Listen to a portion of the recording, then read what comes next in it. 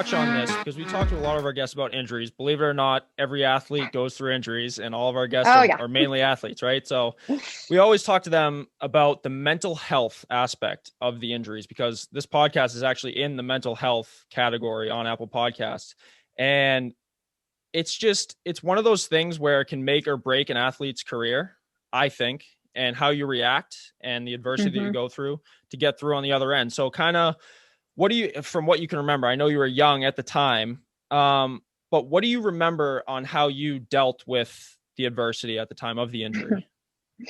Uh, I didn't deal with it very well. Yeah, So when I had to quit gymnastics, I looked at all the gymnasts that quit and I was like, they're all fat because we don't grow anymore. We don't get any taller. Our yeah, growth is stunted. So I looked at all the gymnasts and I was like, oh my gosh, I'm going to be fat. Like that was like my first thought, which is so bad at 12 years old to even think like that. But so I decided to take things into my own hand and I went the complete opposite route. And I was like, okay, I can't work out.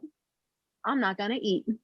And so ended up giving myself like all these food disorders and eating disorders because of that. So, but I just felt like it was one thing that I could control, which is good and bad, right? Like, hey, on the right side, didn't get fat. yeah, right. But yeah, right. But then there's all those other issues that come with that. And then now I had to dig myself out of a deep, deep hole because of all that, all the stuff that I put myself through.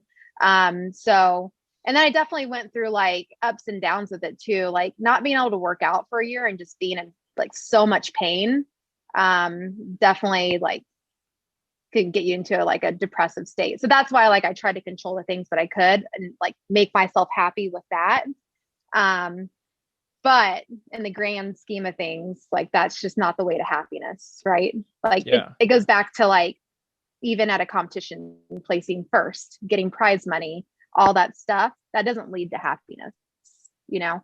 yeah, And yeah. so I thought at that time, I was like, well, I can just make myself happy by being skinny and like controlling what I could eat, which Unfortunately, that's what a lot of people do that.